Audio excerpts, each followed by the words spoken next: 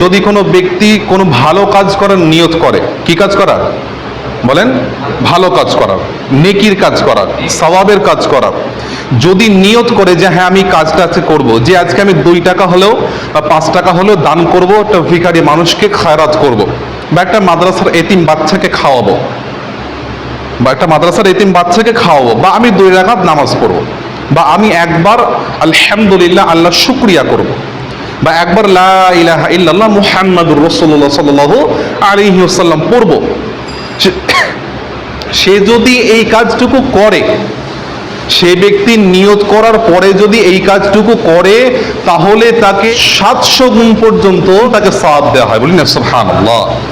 যদি সে নিয়ত করে কাজটা ফুলফিল করে, সম্পূর্ণ করে, আর যদি সে কাজটুকু করতে না পারে, তাহলে তার জন্যে সে যতটুকু সওয়াবের অধিকারী হতো সেই কাজ করলে তাকে ততটুকুই সওয়াব দেওয়া হবে।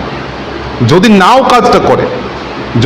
কাজটা করে, ফেরেশতা তার আমলনামায় আল্লাহ পাক আর রহমতে সেই আমলের যতটুকু সওয়াব সেটা লিখে দেন। যদি কাজটা করে ফেলে 700 গুণ, এত গুণ বাড়িয়ে হাদিসে জিবরিলের মধ্যে বর্ণনা।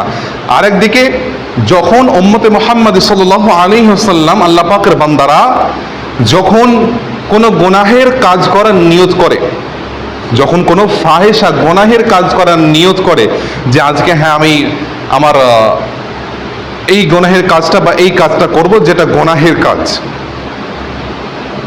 যেটা ইসলামের নিষিদ্ধ আছে, কিন্তু আমি ওটা পারছি না, করে ফেলবো। সে যদি গুনাহের কাজটা করে ফেলে, তার যতটুকু গুনাহ হয় ততটুকুই লেখা হয়।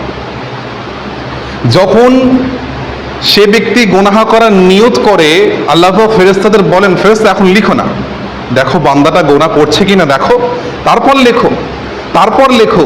যখন বান্দা গুনাহ করে ফেলে, তখন সেই বান্দা যতটুকু গুনাহ করেছে ততটুকুই লেখা হয়, না বাড়িয়ে না ঘাটিয়ে। আর যদি সে গুনাহটুকু না করে, মাশাআল্লাহ তাআলা, তার গুনাহের কোনো আমল বা গুনাহের কোনো বাজে কাজের যে বিষয়টুকু, সেটা আমল নামায় লেখা হয় না।